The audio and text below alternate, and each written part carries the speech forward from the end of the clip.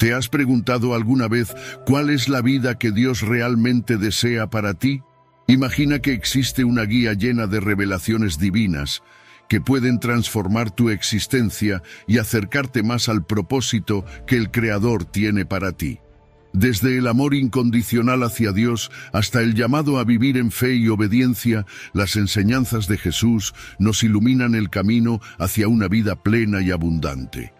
En este video exploraremos juntos 15 versículos clave que revelan cómo podemos vivir la vida que Dios desea para nosotros.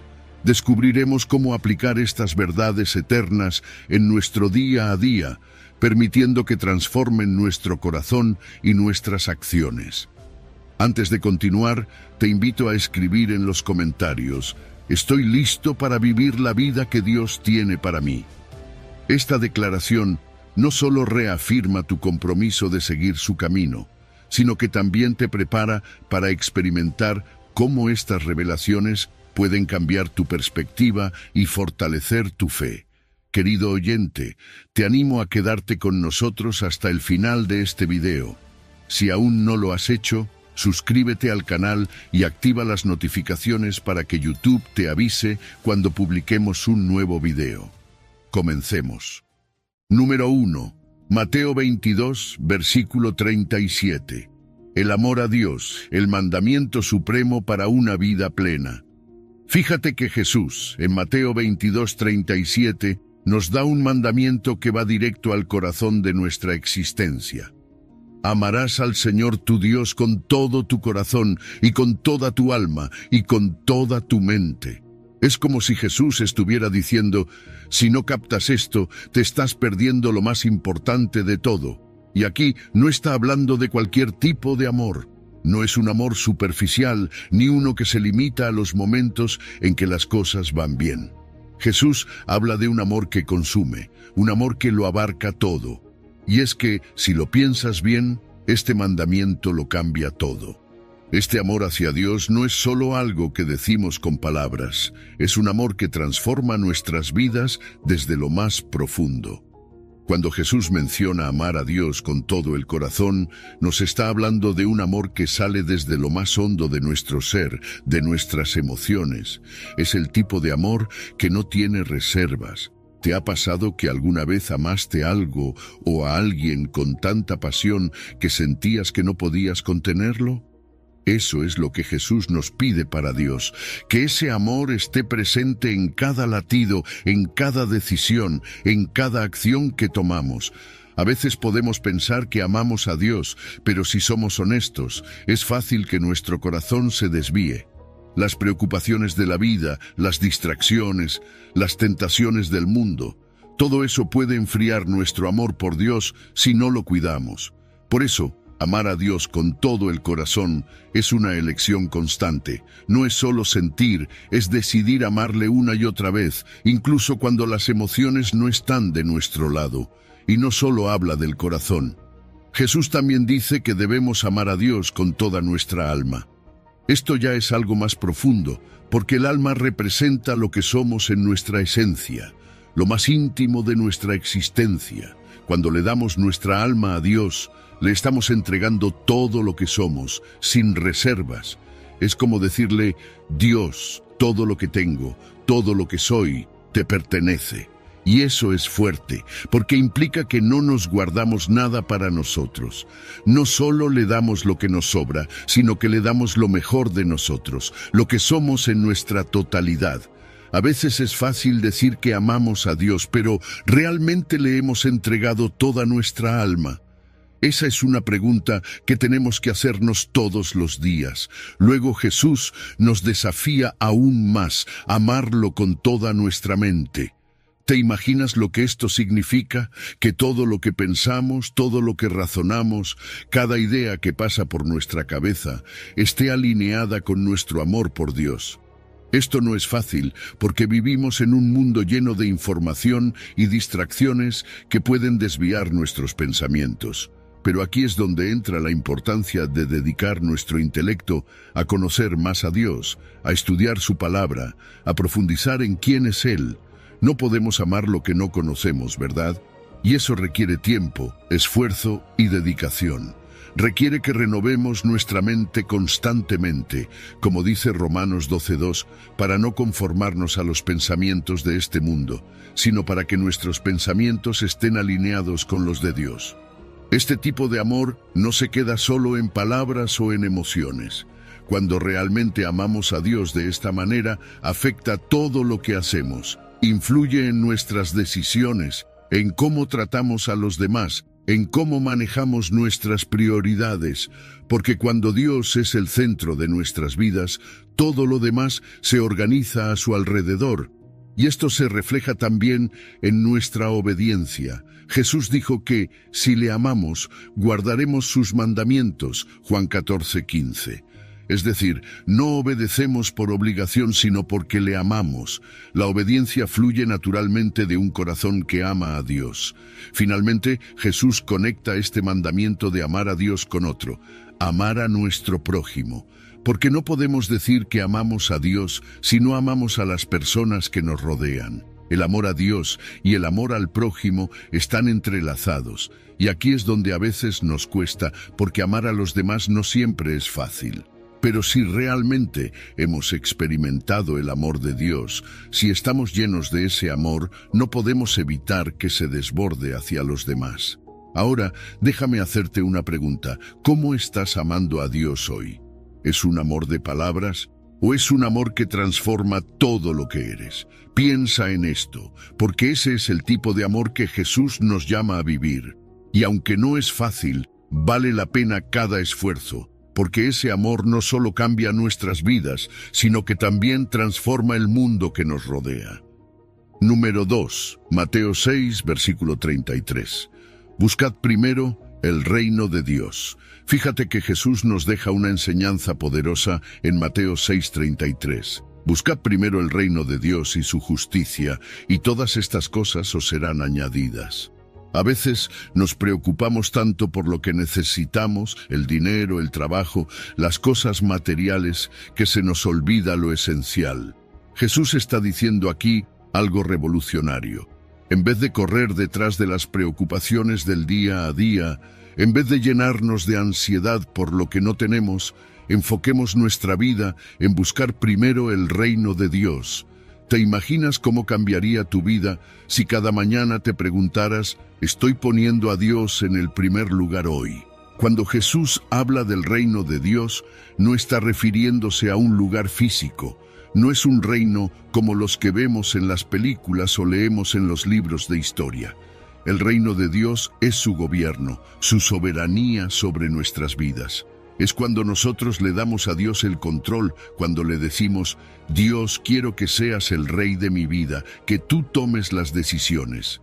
Y sabes, cuando hacemos esto, nos alineamos con su voluntad, y eso trae justicia, paz y gozo. Porque cuando Dios está en el trono de nuestra vida, todo lo demás cobra sentido. No es que nuestros problemas desaparezcan, pero cambia nuestra manera de verlos, porque sabemos que Dios tiene el control. Y Jesús no se queda solo con el llamado a buscar el reino de Dios, también menciona su justicia. ¿Qué significa esto? Significa vivir de acuerdo con los principios divinos, buscando hacer lo correcto no solo ante los ojos de los hombres, sino ante los ojos de Dios. Vivir una vida justa es más que simplemente seguir las reglas, es vivir de una manera que refleja el carácter de Dios.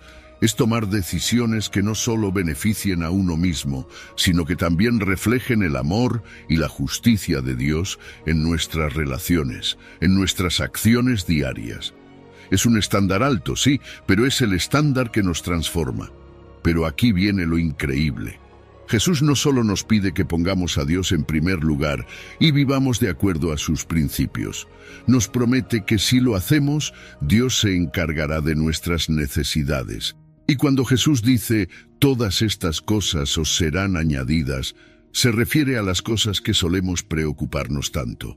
La comida, la ropa, el techo sobre nuestras cabezas. Jesús nos está diciendo, no te preocupes por eso, Dios lo tiene cubierto.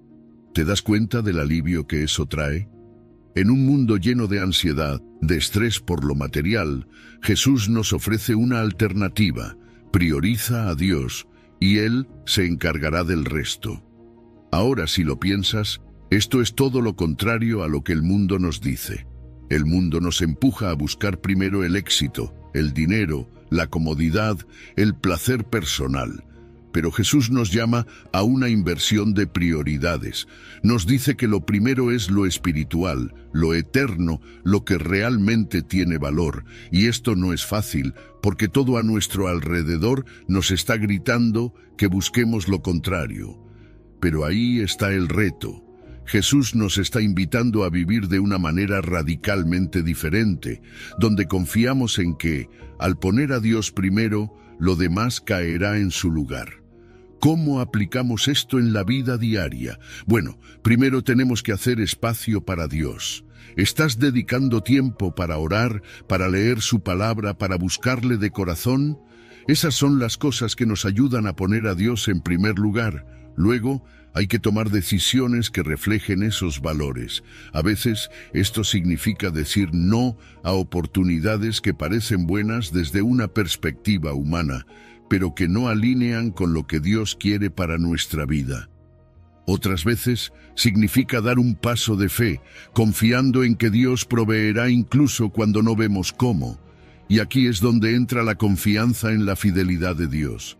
Si ponemos a Dios en primer lugar, tenemos que creer que Él cumplirá su promesa de cuidar de nosotros. Esto no siempre será fácil. Habrá momentos de incertidumbre, de duda, pero ahí es donde la fe entra en juego. Tenemos que descansar en el hecho de que Dios es fiel y que, cuando le damos nuestra vida, Él nos guiará y nos proveerá.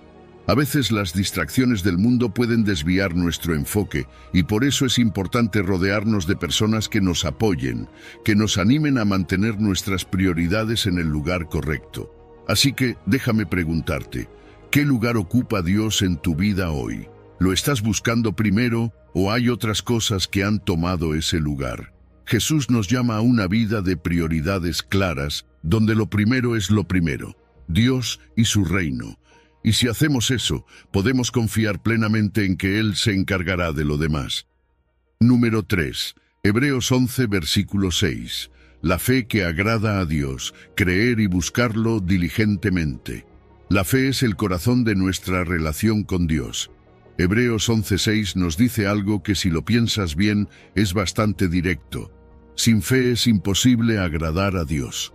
Y esto es clave, porque a veces nos enfocamos tanto en hacer cosas para Dios, en tratar de vivir de cierta manera, pero se nos olvida lo esencial. Sin fe, nada de eso tiene sentido.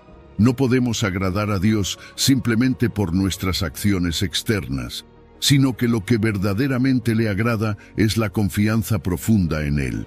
Una confianza que lo reconoce como real, presente y activo en nuestras vidas. Así que, si queremos vivir una vida que le agrada, la fe es donde todo empieza. Lo primero que la fe requiere es creer que Dios existe. Parece obvio, ¿no? Pero cuando te detienes a reflexionar, te das cuenta de que no es solo creer en su existencia de una manera intelectual, como cuando creemos en un dato histórico o en algo que hemos aprendido. Es un reconocimiento profundo de que Dios está aquí, en este momento, contigo, que su presencia es una realidad constante en tu vida.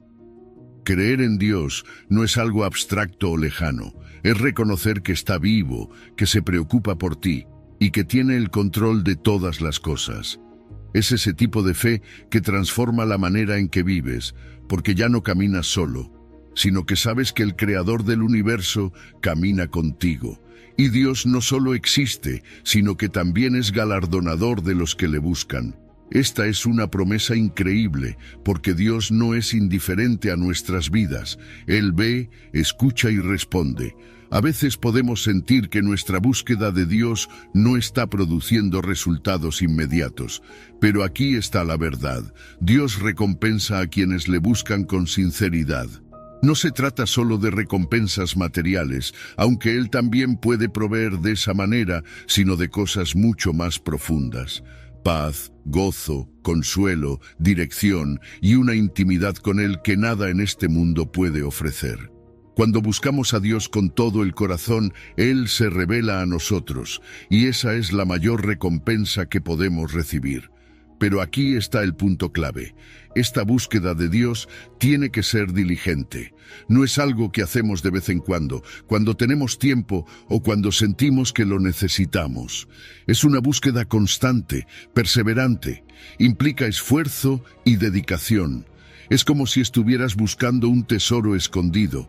No te detienes hasta encontrarlo, y eso requiere de nosotros una fe activa, una fe que no solo cree en la mente, sino que se muestra en nuestras acciones. Porque la verdadera fe se refleja en cómo vivimos. No podemos decir que tenemos fe en Dios y vivir de una manera que lo contradiga. La fe nos impulsa a obedecer, a seguir sus mandamientos, a reflejar su carácter en nuestra vida diaria.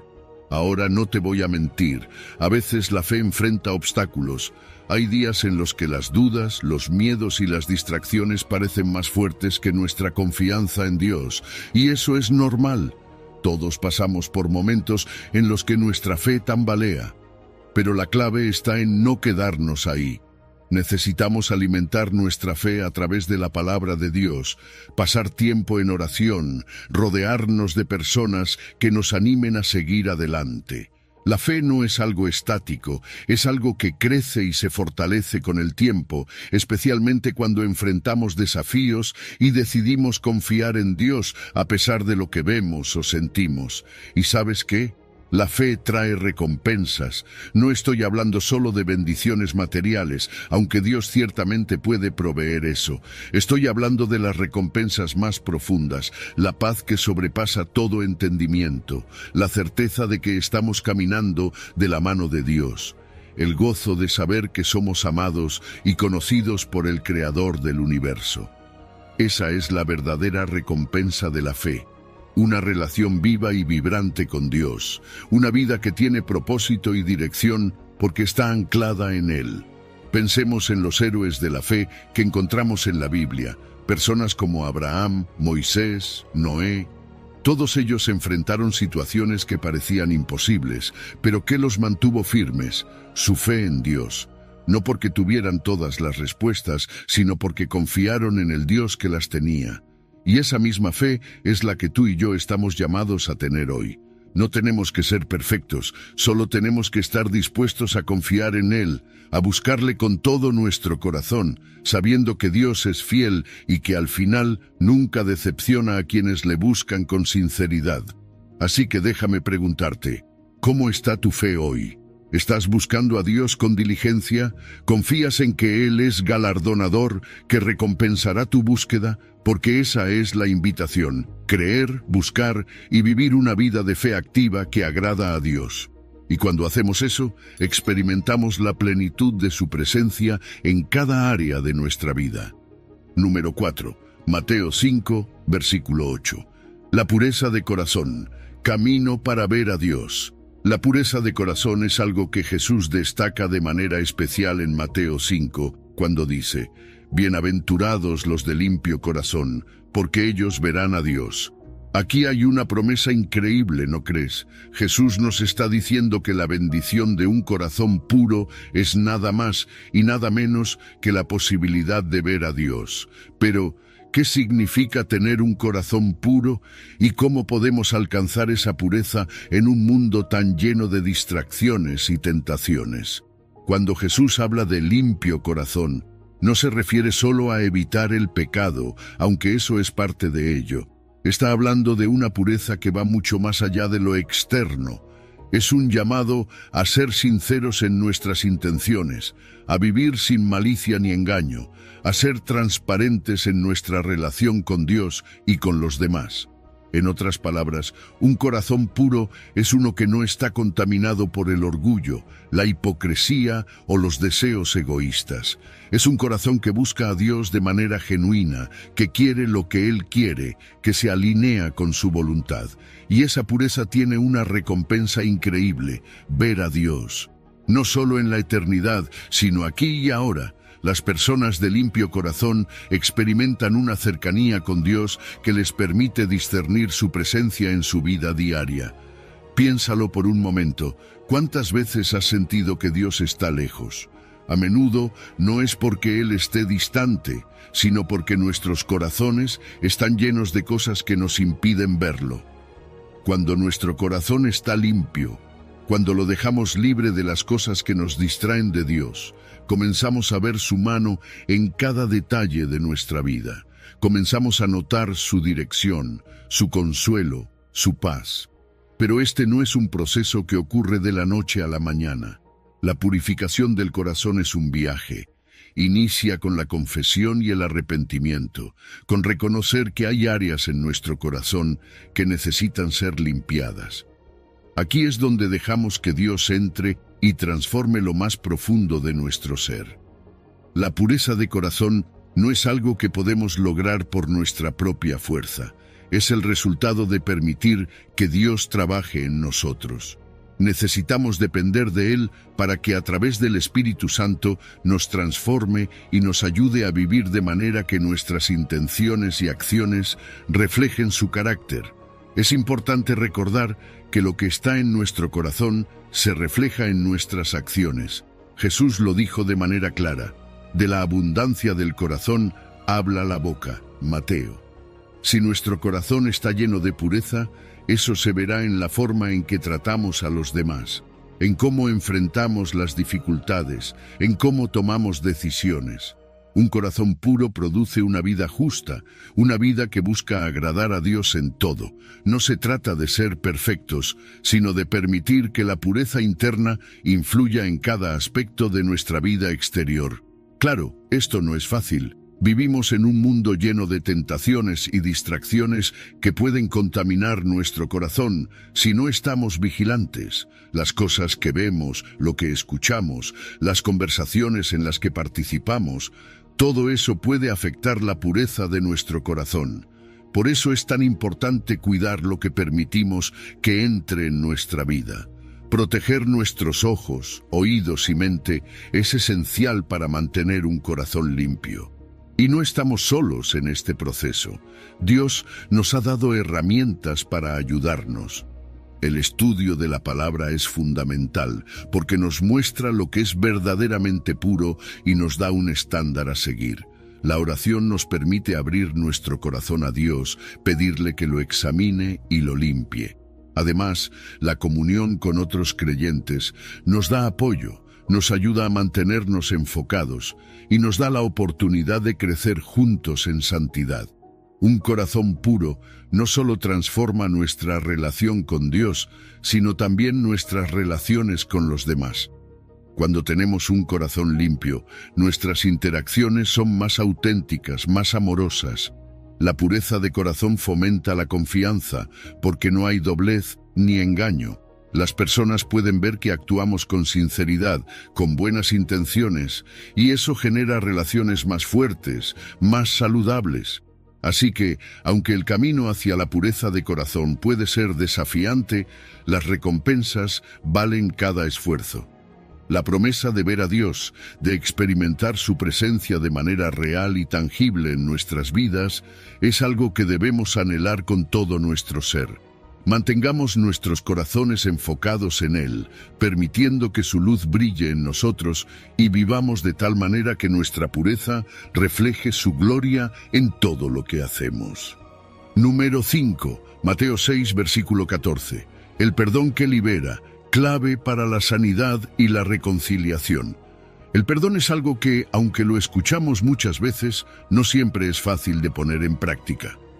En Mateo 6:14, Jesús nos dice algo que va directo al corazón, porque si perdonáis a los hombres sus ofensas, os perdonará también a vosotros vuestro Padre Celestial. Aquí no se trata de una simple sugerencia, es un mandato. Jesús nos está diciendo que el perdón es parte esencial de nuestra relación con Dios. Si queremos recibir su perdón, debemos estar dispuestos a perdonar a los demás, y sé que esto no siempre es sencillo. A veces el dolor que llevamos dentro es tan profundo que parece imposible soltarlo. Pero Jesús nos muestra que el perdón es la clave para liberarnos de ese peso. Perdonar no significa que olvidemos lo que nos han hecho o que justifiquemos el mal que hemos recibido. El perdón no es decir todo está bien, cuando claramente no lo está.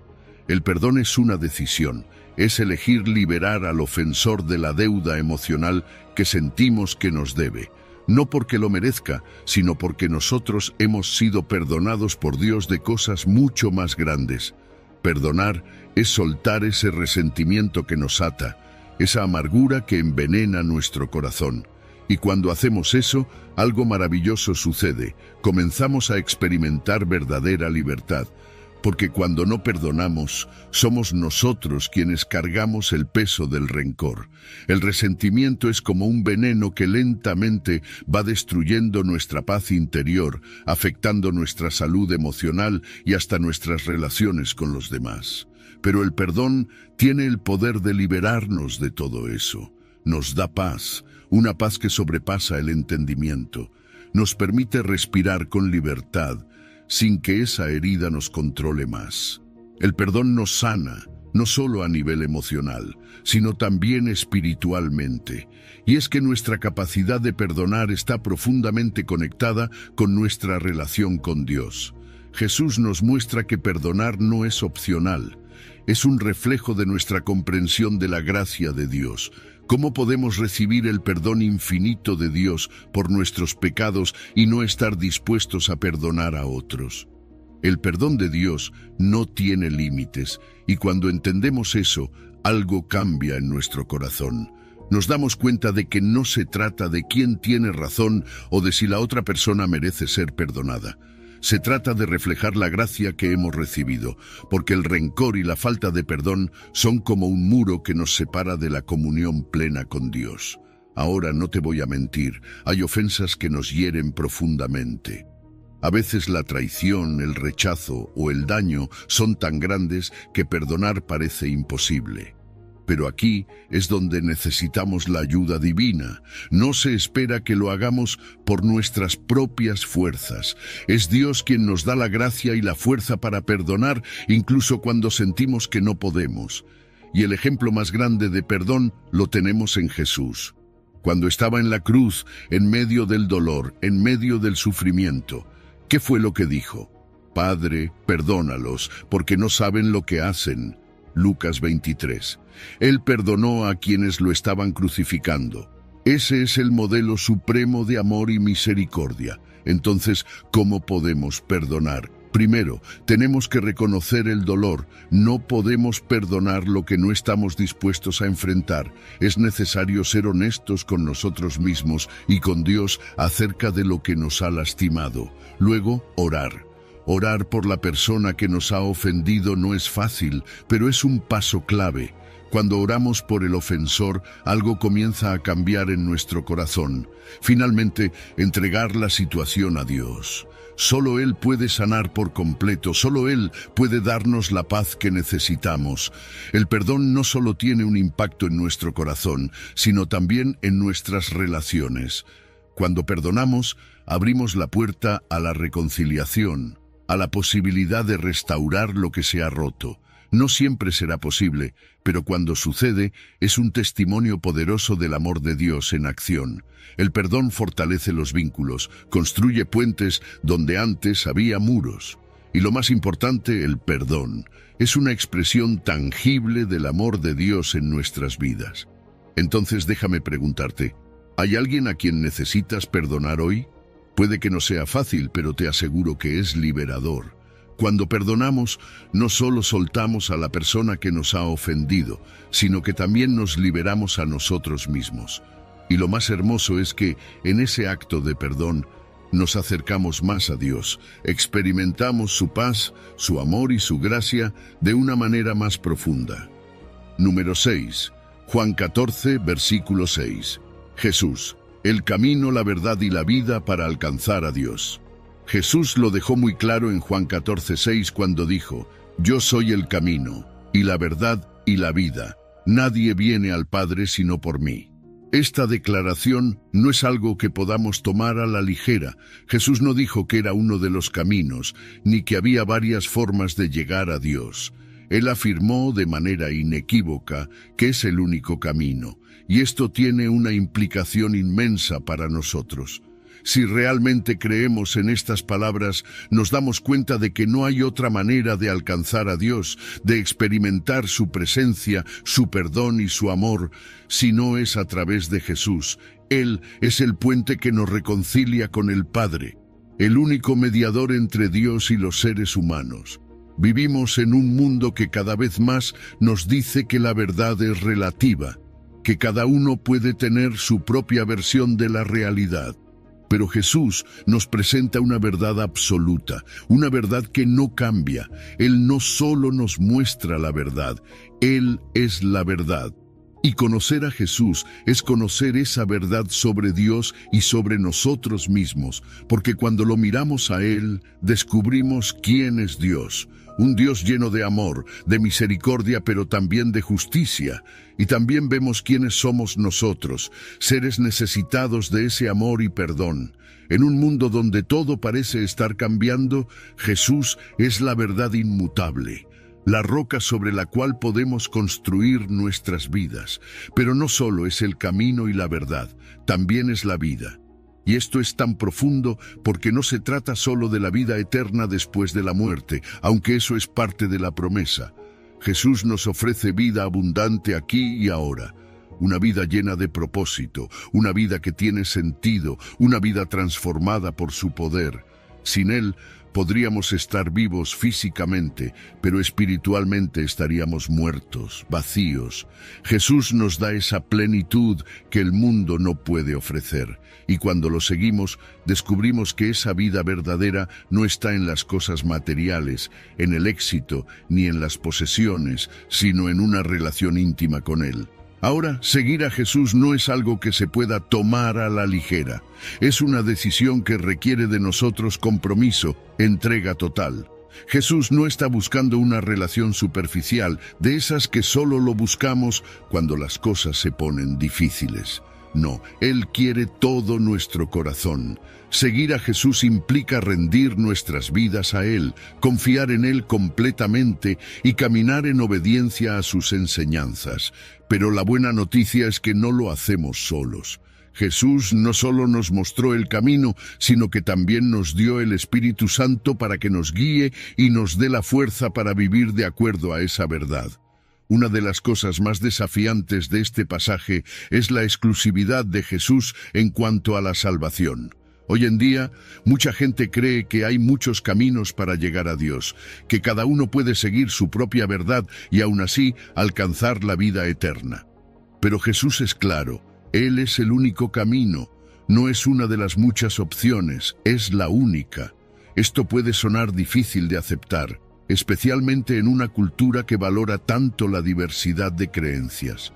Pero si tomamos en serio las palabras de Jesús, debemos reconocer la urgencia de aceptar este llamado y compartirlo con otros. Jesús también nos revela algo increíble. A través de Él, conocemos al Padre. Él es la imagen visible del Dios invisible. Cuando miramos a Jesús, vemos el carácter y el corazón de Dios. Vemos su amor incondicional, su compasión, su deseo de restaurar lo que está roto. Si alguna vez te has preguntado cómo es Dios, solo necesitas mirar a Jesús, porque en cada uno de sus actos, en cada una de sus palabras, en la forma en que amaba a las personas, en cómo perdonaba, ahí ves el corazón de Dios. La realidad es que cada uno de nosotros tiene que tomar una decisión personal sobre Jesús. No es suficiente saber de Él o escuchar acerca de Él. Debemos decidir si vamos a aceptar su invitación a seguirle o rechazarla. Y esa decisión tiene implicaciones eternas. Decidir seguir a Jesús es entrar en una relación que transforma tu vida para siempre. Pero ignorarlo o rechazarlo también tiene consecuencias. Y es por eso que este llamado es tan importante. Finalmente, no olvidemos el papel crucial del Espíritu Santo en todo esto. Jesús no nos dejó solos en el camino. Él nos dio el Espíritu Santo para que nos guíe, nos consuele y nos ayude a entender la verdad que Él nos enseñó. El Espíritu nos ilumina y nos capacita para vivir la vida que Jesús nos ofrece. Sin el Espíritu, no podríamos caminar este camino ni experimentar la vida abundante que Jesús promete. Así que la pregunta es, ¿Estás dispuesto a seguir a Jesús, a caminar en su verdad, a vivir la vida que solo Él puede dar? Porque cuando lo haces, descubres que no hay mayor paz, mayor propósito, ni mayor alegría que en Él. Número 7. Mateo 16, versículo 24. Tomar la cruz. El llamado al discipulado auténtico. Jesús nos hace una invitación clara y directa en Mateo 16, 24 cuando dice: Si alguno quiere venir en pos de mí, niéguese a sí mismo, tome su cruz y sígame. Esta no es una invitación cualquiera, no es una propuesta ligera. Jesús nos está llamando a algo profundo, a un compromiso que transforma la vida. Si alguna vez te has preguntado ¿qué significa seguir verdaderamente a Jesús? Aquí lo tienes. No es solo creer en Él o asistir a la iglesia los domingos, es algo mucho más radical. Es un llamado a dejar de lado nuestros propios deseos, a renunciar a lo que pensamos que es mejor para nosotros y decir: Señor, que se haga tu voluntad, no la mía. Negarse a uno mismo es lo primero que Jesús menciona. Y sabes, esto no es fácil. Vivimos en una sociedad que constantemente nos dice que sigamos nuestros sueños, que pongamos nuestras metas y deseos por encima de todo. Pero Jesús nos dice lo contrario, que pongamos la voluntad de Dios primero. Esto significa renunciar a las prioridades egoístas, esas cosas que a veces nos alejan de lo que Dios quiere para nuestras vidas. Negarse a sí mismo es reconocer que el propósito de Dios es mayor y mejor que el nuestro, aunque no siempre lo entendamos en el momento. No se trata de una pérdida, sino de un cambio de enfoque, de nosotros hacia Dios. Y luego Jesús dice que debemos tomar nuestra cruz. Sabes, en el tiempo de Jesús, la cruz no era un simple símbolo religioso como lo es hoy en día. La cruz significaba sufrimiento, sacrificio y, en última instancia, muerte. Jesús nos está pidiendo que estemos dispuestos a enfrentar las dificultades, los desafíos, las luchas que vienen con el hecho de seguirle. Porque, y aquí está la realidad, seguir a Jesús no siempre será cómodo. A veces significará que seremos rechazados, que enfrentaremos oposición o que incluso seremos perseguidos por nuestra fe. Tomar la cruz significa estar dispuestos a sacrificar nuestras comodidades, nuestras ambiciones y, en algunos casos, incluso nuestra seguridad por causa de Cristo. Pero a pesar del costo, hay una recompensa inmensa en seguir a Jesús. Sí, el discipulado es desafiante, pero las bendiciones que vienen con él no tienen comparación. La promesa de vida eterna, la comunión con Dios, la paz que sobrepasa todo entendimiento. Todo esto es lo que recibimos cuando decidimos seguir a Cristo. Y no solo eso, sino que experimentamos una vida con propósito. Una vida que tiene sentido porque está alineada con el plan divino. Jesús no solo nos pide que tomemos la cruz, Él mismo lo hizo. Jesús no nos llama a hacer algo que Él no haya hecho primero. Él tomó su propia cruz, tanto de manera literal como figurativa. Fue un sacrificio inmenso, pero fue a través de ese sacrificio que nos abrió la puerta a la salvación. Cuando miramos la cruz de Cristo, vemos el amor más grande que jamás ha existido. Él nos dio el ejemplo, y al seguirle, estamos caminando en sus pasos, sabiendo que, aunque haya sacrificio, hay victoria al final. En nuestra vida diaria, esto significa que, incluso en las situaciones difíciles, seguimos viviendo con integridad, amando a los demás, sirviendo aun cuando no sea fácil. A veces significa que tenemos que tomar decisiones difíciles, como elegir lo que es correcto en lugar de lo que es popular, o poner los valores del reino de Dios por encima de los del mundo. Y eso no siempre va a ser bien recibido por los demás. Puede que enfrentes críticas o te sientas aislado por tu fe, pero recuerda que Jesús prometió estar con nosotros siempre, incluso en esos momentos. La cruz no es el final del camino. Así como Jesús resucitó, nosotros también tenemos la promesa de la resurrección. La cruz simboliza sacrificio, sí, pero también es el preludio de la victoria. Es a través de la resurrección que encontramos la fuerza para perseverar, para seguir adelante, sabiendo que las pruebas de esta vida no son el final. Hay esperanza en medio del sufrimiento, hay vida después de la cruz, y esa es la promesa que nos sostiene. Entonces te pregunto, ¿estás dispuesto a tomar tu cruz y seguir a Jesús? No es un camino fácil, pero es el único que lleva a la verdadera vida. Es un llamado al discipulado auténtico, un llamado a una vida transformada, llena de propósito y esperanza. Y aunque el costo pueda parecer alto, las bendiciones de caminar con Jesús son infinitas. Número 8. Gálatas 5, versículo 22. El fruto del Espíritu, evidencia de una vida transformada.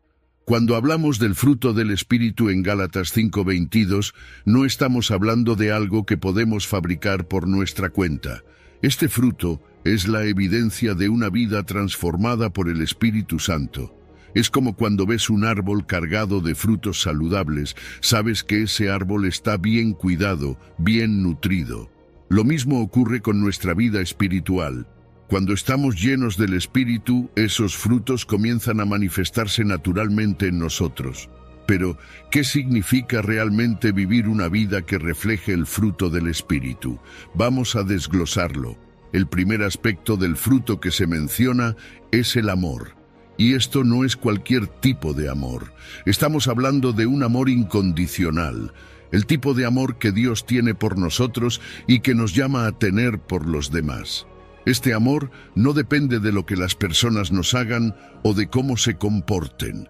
Es un amor que elige servir, perdonar y cuidar a los demás, incluso cuando no lo merecen. Es el amor que se extiende más allá de nuestras limitaciones humanas y solo puede surgir cuando el Espíritu está obrando en nosotros. Después viene el gozo, y quiero que pienses en esto. No se trata solo de ser feliz cuando las cosas van bien. Este gozo es profundo, es una alegría que permanece incluso en medio de las pruebas. Es una alegría que no depende de nuestras circunstancias, sino de nuestra relación con Dios. Saber que Él está con nosotros, que nos sostiene, nos da un gozo inquebrantable. Luego está la paz. ¿Cuántas veces nos sentimos abrumados por la ansiedad, por el estrés de la vida? Pero el fruto del Espíritu nos da una paz que trasciende todo entendimiento. No es que los problemas desaparezcan, es que podemos enfrentarlos con la certeza de que Dios está en control. Esta paz nos permite caminar con confianza, sabiendo que, pase lo que pase, estamos en las manos de nuestro Padre Celestial. La paciencia también es parte del fruto, y sabemos que la vida no siempre es fácil. A veces tenemos que esperar, soportar y perseverar. Pero el Espíritu nos da la capacidad de hacerlo con calma, sin perder la esperanza, confiando en que Dios tiene el tiempo perfecto para todo. La benignidad y la bondad están profundamente conectadas. La benignidad es esa actitud amable, esa disposición para tratar a los demás con gracia y respeto. Y la bondad es llevar esa actitud a la acción, haciendo lo correcto, ayudando a quienes lo necesitan, siendo un reflejo del carácter de Dios en nuestras interacciones diarias. Luego tenemos la fe, que aquí se refiere no solo a creer en Dios, sino a ser fieles, a confiar en Él constantemente, a ser leales a su palabra y sus promesas. La fe nos sostiene en los momentos difíciles y nos impulsa a seguir adelante, sabiendo que Dios es fiel y nunca nos dejará. La mansedumbre es humildad y control de la ira, no es debilidad como muchos piensan, sino una fuerza controlada. Es saber cuándo hablar y cuándo callar, cuándo responder con amor en lugar de con enojo.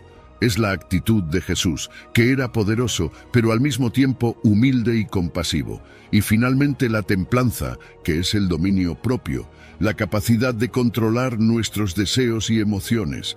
Vivimos en un mundo que nos empuja a seguir nuestros impulsos, pero el fruto del Espíritu nos enseña a vivir con autocontrol, a no ser esclavos de nuestros deseos, sino a ser guiados por el Espíritu. Es importante notar que antes de que Pablo hable del fruto del Espíritu, él menciona las obras de la carne. Estas Son las cosas que provienen de nuestros deseos egoístas, las cosas que nos alejan de Dios y de los demás. El fruto del Espíritu es lo opuesto. Es la evidencia de que estamos caminando en una nueva dirección, guiados por el Espíritu y no por nuestros propios deseos. Este fruto no es algo que podamos producir por nuestra propia fuerza. No es cuestión de esforzarse más o tratar de ser mejores personas. Es el resultado de estar en comunión con el Espíritu Santo, de permanecer en Cristo como una rama unida a la vid. Cuando estamos conectados con Él, este fruto comienza a crecer naturalmente en nosotros, pero como cualquier árbol que da fruto, esto requiere tiempo, cuidado y disciplina. No ocurre de un día para otro, pero poco a poco, con la ayuda del Espíritu, nuestras vidas comienzan a cambiar. Este fruto no solo transforma nuestra relación con Dios, sino también nuestras relaciones con los demás. Nos capacita para amar, servir y vivir en armonía con las personas que nos rodean. El fruto del Espíritu es una manifestación tangible de la presencia de Dios en nuestras vidas, y cuando vivimos de esta manera, estamos cumpliendo y trascendiendo los requisitos de la ley. Así que la pregunta es, ¿estamos permitiendo que el Espíritu Santo haga su obra en nosotros? ¿Estamos dispuestos a caminar en el Espíritu, a rechazar los deseos de la carne y adoptar esta nueva naturaleza? Porque cuando lo hacemos, nuestras vidas cambian radicalmente, y el mundo que nos rodea también puede ver la diferencia. Número 9. Mateo 5, versículo 6. Hambre y sed de justicia, la pasión por la rectitud de Dios. Jesús nos habla en Mateo 5:6 de algo que va más allá de una simple actitud pasiva. Bienaventurados los que tienen hambre y sed de justicia, porque ellos serán saciados. Aquí no está usando la imagen del hambre o la sed de manera superficial. Piensa en esos momentos en los que realmente has sentido hambre o sed física. Es una necesidad urgente, algo que no puedes ignorar hasta que lo satisfaces. Ese es el tipo de intensidad que Jesús nos invita a tener por la justicia. No es un deseo pasajero o algo que surge de vez en cuando. Es una necesidad profunda, un anhelo continuo de que la justicia de Dios se manifieste en nosotros y en el mundo que nos rodea. Cuando hablamos de justicia, no solo nos referimos a la justicia legal, a que las leyes se cumplan o a que los culpables sean castigados. No, la justicia de la que Jesús habla es mucho más amplia. Se trata de la rectitud moral, de vivir en conformidad con la voluntad de Dios. Es un llamado a ser íntegros, a caminar en santidad, a que nuestras acciones y pensamientos estén alineados con lo que Dios desea para nosotros. Es un deseo de vivir de una manera que refleje el carácter de Jesús, de ser más como Él en todo lo que hacemos. Y aquí está la promesa increíble: ellos serán saciados. Dios promete que, si realmente tenemos hambre y sed de justicia, Él va a satisfacer ese anhelo. A veces, en este mundo roto, sentimos que la injusticia prevalece, que el mal parece ganar, que el bien es ignorado. Pero Jesús nos asegura que nuestro anhelo por la justicia no quedará insatisfecho. Habrá plenitud, una realización que solo Dios puede dar. Es una promesa de que, en su tiempo, su justicia prevalecerá, y nosotros experimentaremos la satisfacción de ver su obra completa. Pero esto también tiene una aplicación muy personal. No podemos hablar de justicia solo como algo que queremos ver en el mundo, sin antes aplicarla a nuestras propias vidas. Si tenemos hambre y sed de justicia, eso significa que primero debemos buscar la justicia en nuestra vida diaria. ¿Estamos viviendo de acuerdo con los principios de Dios? ¿Estamos tratando a los demás con la misma gracia y misericordia que hemos recibido? Tener hambre y sed de justicia es anhelar ser transformados, ser más como Jesús en nuestras decisiones, nuestras palabras y nuestras acciones. Además, esta búsqueda de justicia no se queda solo en lo personal. Nos llama a comprometernos también con la justicia social. No podemos cerrar los ojos ante el sufrimiento y la opresión que vemos a nuestro alrededor. Si verdaderamente deseamos la justicia de Dios, eso nos llevará a actuar, a defender a los oprimidos, a luchar contra la injusticia donde sea que la encontremos. Jesús no nos invita a ser espectadores pasivos en este mundo. Nos llama a ser sus manos y pies, trabajando para traer su reino aquí, incluso cuando la tarea sea difícil o nos cueste algo personalmente. El problema es que a menudo caemos en la indiferencia. Nos volvemos apáticos frente al mal o la injusticia porque pensamos que no nos afecta directamente o que es demasiado grande para que podamos hacer algo al respecto. Pero Jesús nos llama a salir de esa apatía, a ser proactivos en hacer el bien. No se trata de esperar a que alguien más haga algo, sino de que tú y yo tomemos acción, que decidamos vivir en integridad y justicia, y ser una luz en este mundo oscuro. Ahora, aunque tenemos este llamado a actuar, también debemos reconocer que la verdadera justicia solo puede venir de Dios. Por más que trabajemos, siempre habrá limitaciones en lo que podemos lograr por nuestras propias fuerzas. Necesitamos depender de Dios, orar y confiar en su intervención. Solo Él puede traer una justicia plena, una justicia que transforme no solo las circunstancias, sino también los corazones. Y este llamado no es algo que hacemos solos. Como comunidad de fe, como iglesia, tenemos el deber de unirnos en esta búsqueda de la justicia. Juntos podemos apoyarnos, orar los unos por los otros y trabajar hombro a hombro para promover la justicia que Dios nos ha llamado a perseguir. Hay poder en la unidad, y cuando nos unimos en la misión de buscar la justicia de Dios, podemos impactar al mundo de maneras que no podríamos hacerlo solos. Así que déjame preguntarte, ¿tienes hambre y sed de justicia? Porque Jesús nos asegura que aquellos que realmente la buscan serán saciados. Y no solo seremos saciados nosotros, sino que, al buscar la justicia, al vivir en integridad y al actuar en el mundo, también seremos instrumentos de la justicia de Dios para los demás. Y eso, amigos, es algo que transforma no solo nuestras vidas, sino todo lo que tocamos. Número 10, Mateo 23, versículo 11. El servicio como grandeza, el liderazgo según Jesús. Jesús nos dejó un mensaje revolucionario cuando dijo en Mateo 23:11, «El que es el mayor de vosotros, sea vuestro siervo». Esto cambia por completo la manera en la que el mundo entiende la grandeza y el liderazgo. Generalmente se nos enseña que ser grande es estar en la cima, tener poder, ser el que manda, pero Jesús, como tantas veces lo hizo, invierte estos valores y nos muestra un camino completamente diferente. La verdadera grandeza se encuentra en servir a los demás. No en dominar, no en buscar ser el primero, sino en humildemente ponernos al servicio de los otros. Servir no es algo que hacemos cuando nos sentimos generosos o cuando es conveniente. Jesús nos llama a que el servicio sea un estilo de vida. Esto implica que pongamos a los demás primero, que renunciemos a nuestra propia comodidad o interés personal por el bienestar de otros. Y eso no es fácil, porque todo a nuestro alrededor nos empuja a pensar en nosotros mismos primero.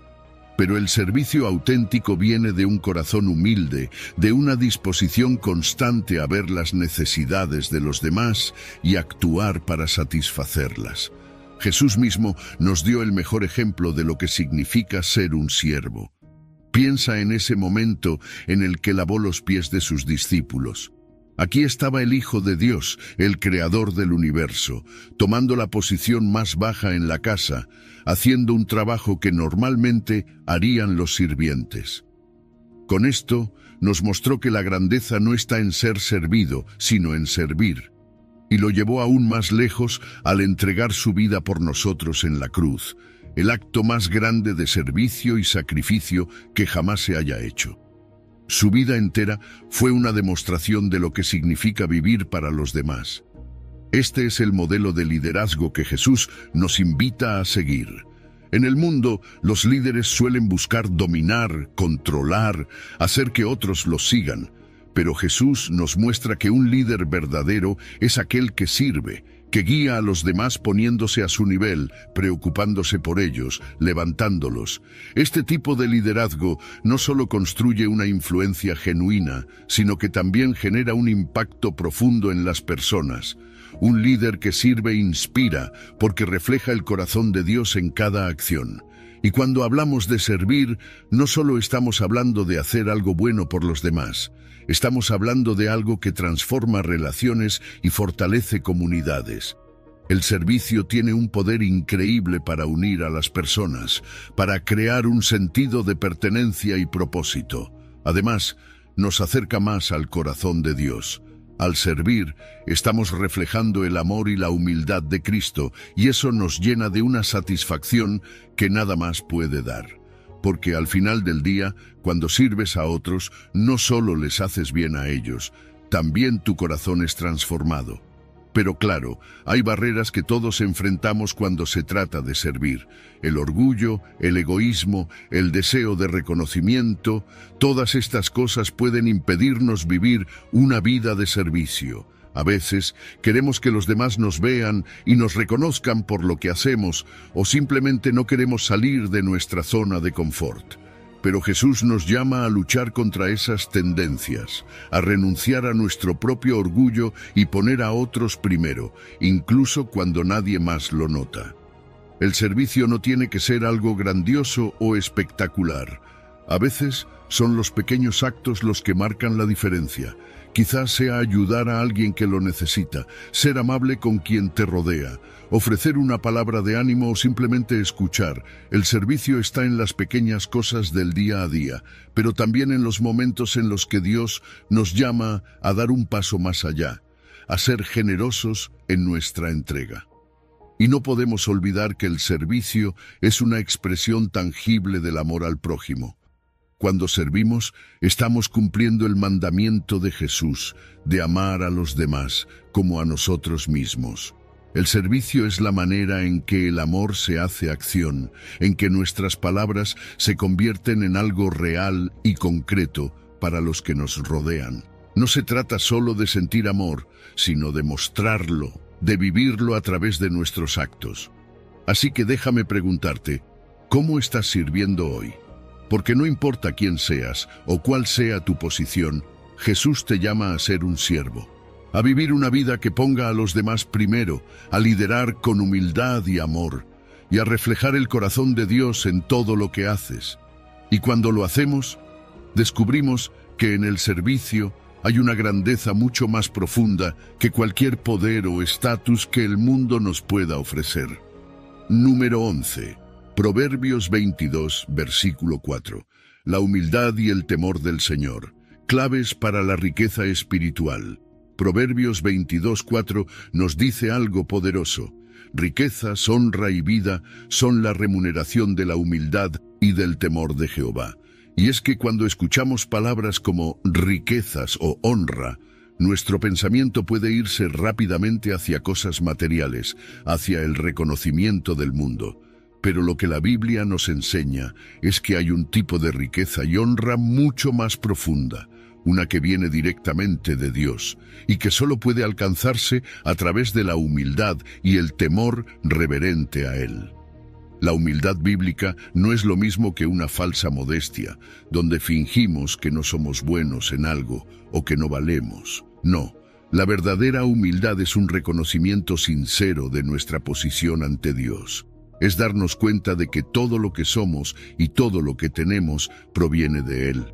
No se trata de menospreciarnos a nosotros mismos, sino de tener una visión correcta de quiénes somos en relación con el Creador del universo. Es saber que, aunque podamos tener talentos, habilidades o logros, todo eso viene por la gracia de Dios. Y cuando entendemos esto, nos volvemos más agradecidos, más dispuestos a poner nuestras vidas en sus manos. El temor del Señor es algo que a veces se malinterpreta. No es tener miedo de Dios, sino un respeto profundo y reverente hacia Él. Es reconocer su santidad, su justicia, su poder. Cuando tememos a Dios de esta manera, no es porque le tengamos miedo, sino porque entendemos quién es Él realmente, y eso nos lleva a querer vivir de una manera que le agrada. Este temor reverencial nos guía, nos protege y nos hace conscientes de la grandeza de su amor y su autoridad sobre nuestras vidas. Y fíjate que la humildad y el temor del Señor van de la mano. No puedes tener una sin la otra. La verdadera humildad nace cuando tienes ese temor reverente hacia Dios. Cuando reconoces su grandeza y te das cuenta de lo dependiente que eres de Él, la humildad se convierte en una actitud natural. Ambos, la humildad y el temor del Señor, forman la base de una vida piadosa, una vida que refleja el corazón de Dios. La Biblia nos promete que quienes practican la humildad y el temor del Señor serán recompensados con riquezas, honra y vida. Pero estas riquezas no son necesariamente materiales. Hablamos de riquezas espirituales, de una paz interior que el dinero no puede comprar, de sabiduría que solo Dios puede dar y de contentamiento en cada etapa de la vida. La honra, en este caso, no es el reconocimiento público que el mundo busca, sino el respeto genuino de aquellos que ven el reflejo de Dios en tu vida. Y luego está la vida abundante, no solo la vida eterna que esperamos con Dios, sino una vida plena aquí y ahora, llena de propósito y sentido. Contrasta esto con el orgullo y la arrogancia. El orgullo nos aleja de Dios, nos hace pensar que no necesitamos a nadie más, ni siquiera a Dios, y nos lleva a la caída.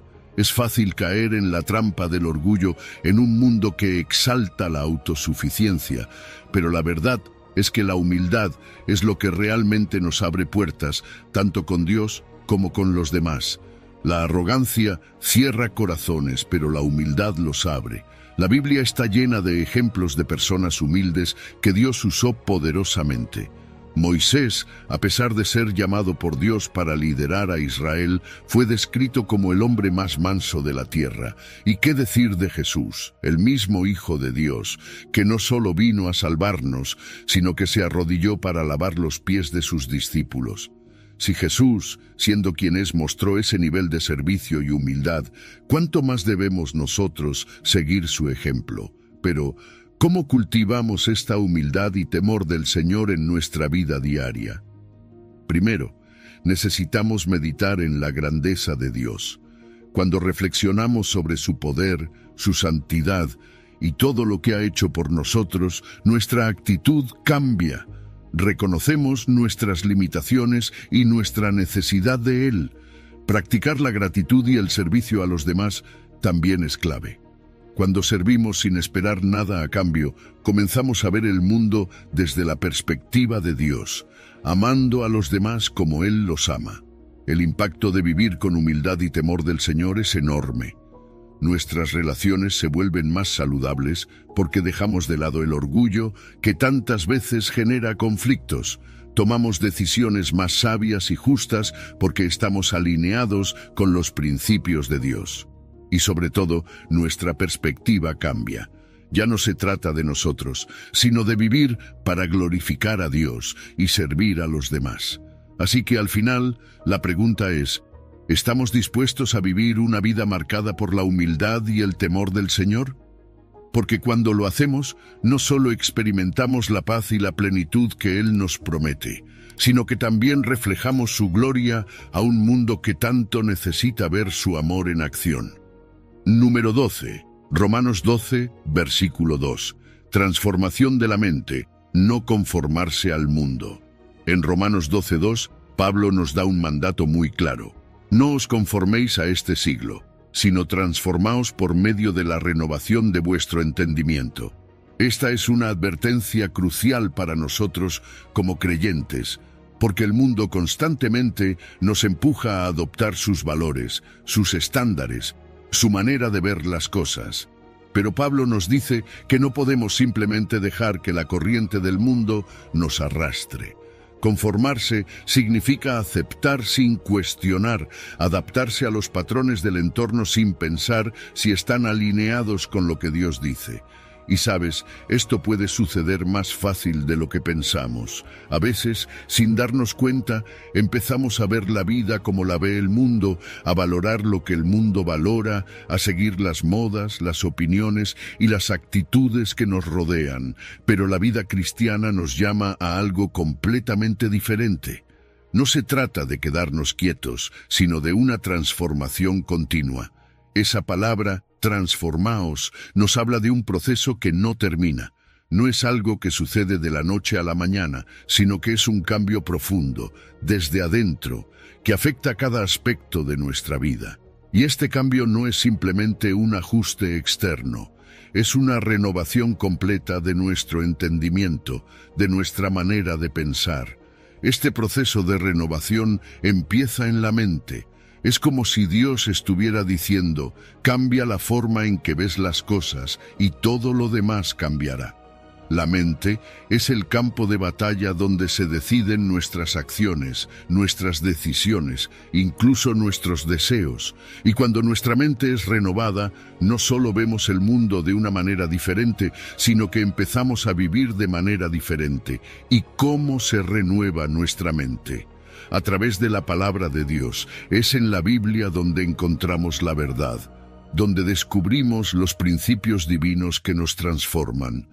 Pablo nos dice que al renovar nuestra mente podemos descubrir cuál es la voluntad de Dios, y no cualquier voluntad, sino su voluntad buena, agradable y perfecta.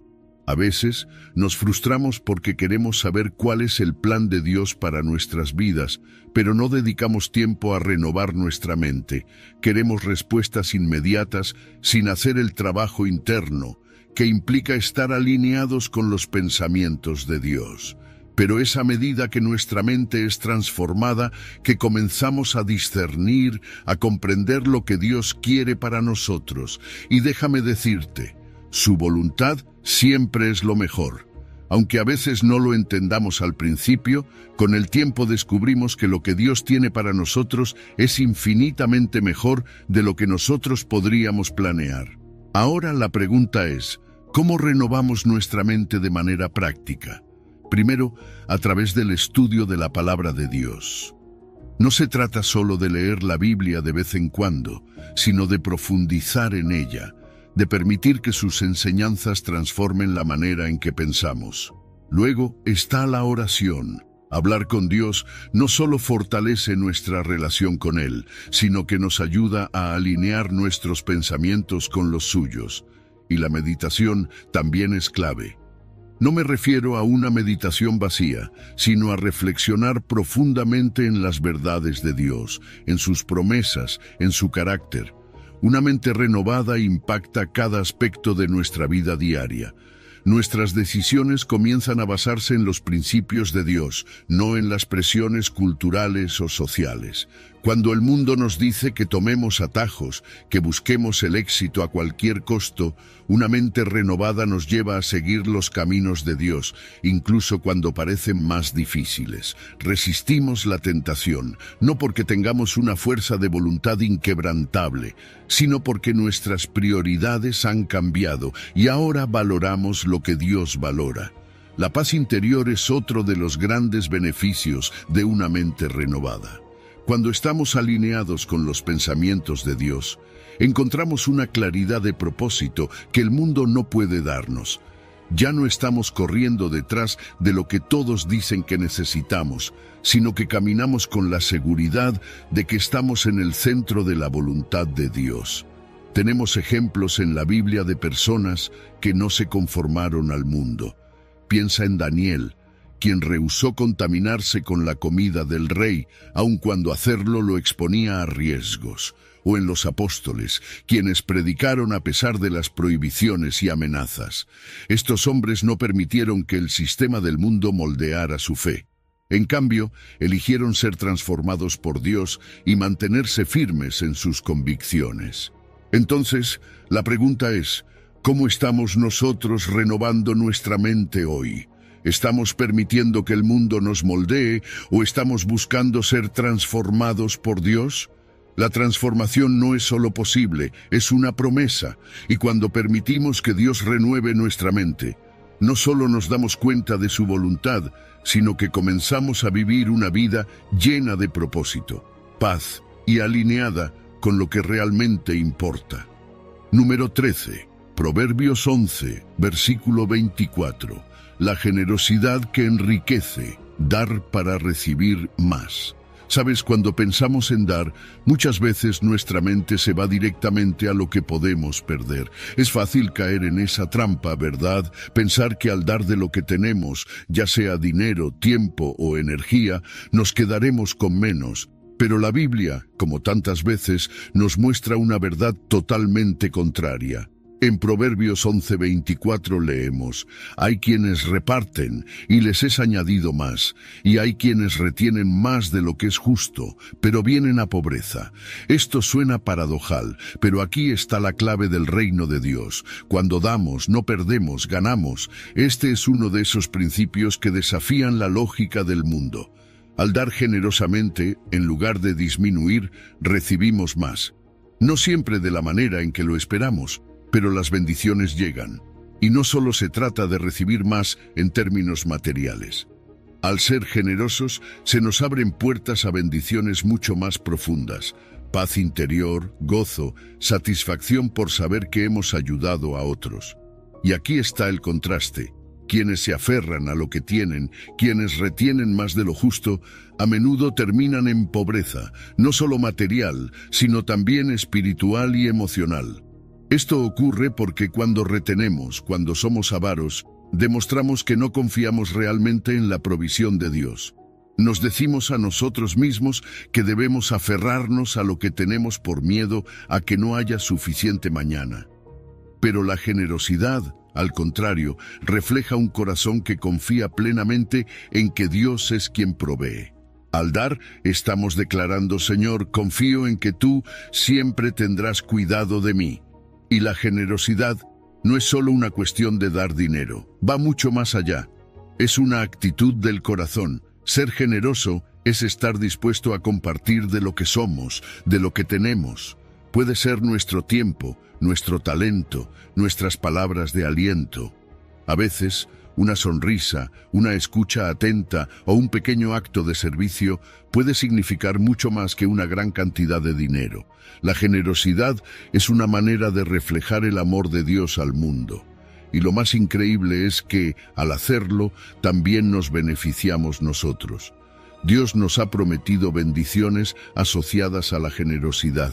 Estas bendiciones no siempre vienen en la forma en que pensamos, pero siempre llegan.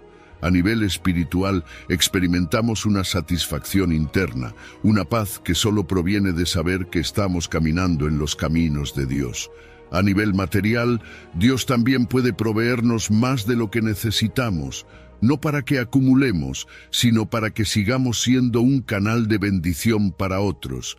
Si miramos la Biblia, hay tantos ejemplos de personas que vivieron la generosidad de maneras extraordinarias. Piensa en la viuda que compartió su última comida con Elías. Ella no tenía mucho, pero confió en la promesa de Dios y fue bendecida con una provisión milagrosa. O la iglesia primitiva, que compartía todo lo que tenían, creando una comunidad donde nadie tenía necesidad. Estos ejemplos nos muestran que la generosidad no depende de cuánto tengamos, sino de cuánto estamos dispuestos a confiar en Dios. Pero seamos realistas. Hay obstáculos para ser generosos. El miedo a la escasez es uno de los mayores.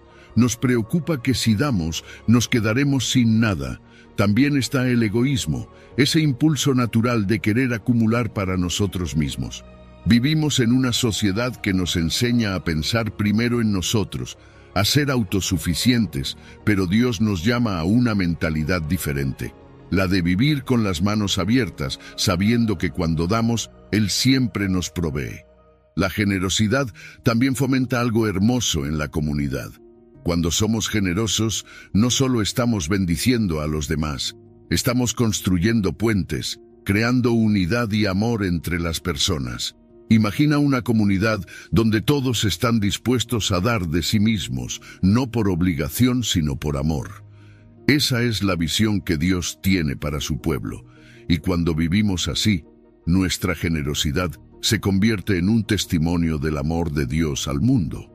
La gente ve algo diferente en nosotros, algo que va más allá de lo material, y ese es el amor genuino de Cristo reflejado en nuestras acciones.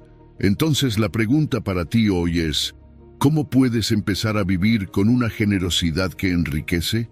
No se trata de cuánto tienes, sino de cómo usas lo que tienes. Dios te invita a vivir con las manos abiertas, confiando en que, al dar, no pierdes, sino que ganas más. Así que adelante, atrévete a ser generoso, porque en esa generosidad encontrarás una riqueza que va más allá de lo que este mundo puede ofrecer.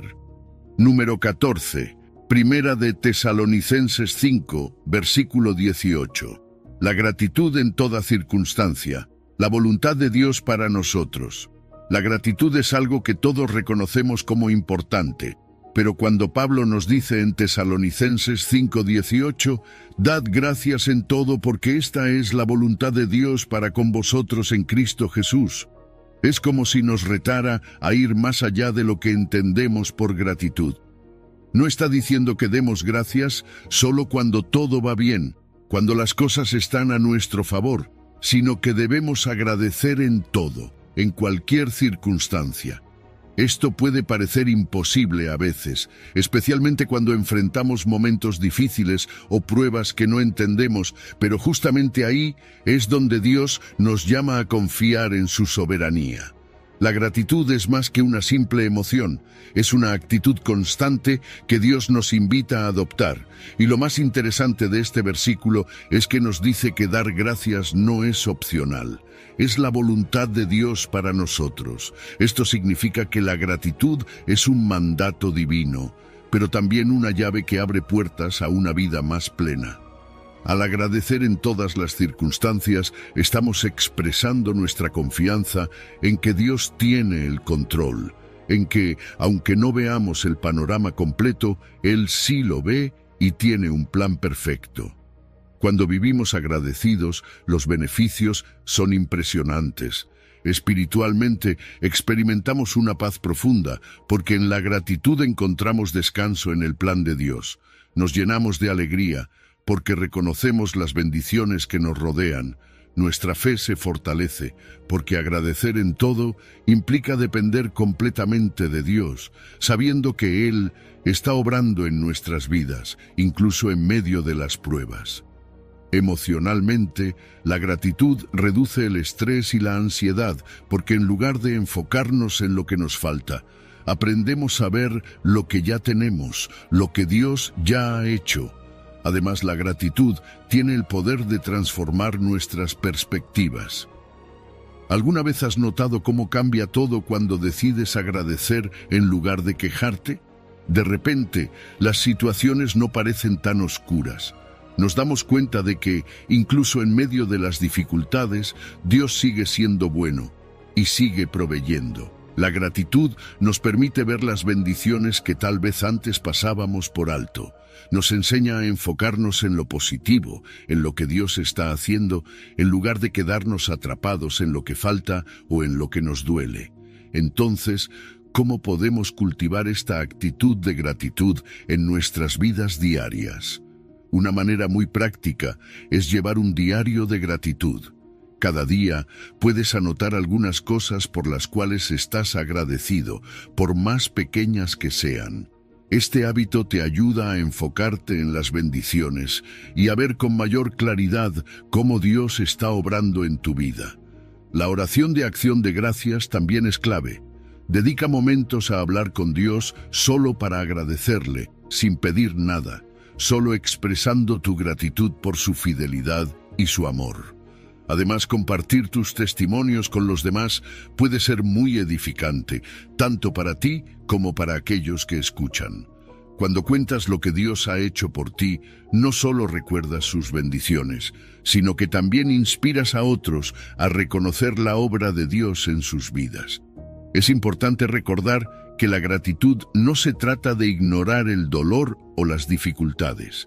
La gratitud en medio de las pruebas es una de las expresiones más puras de fe.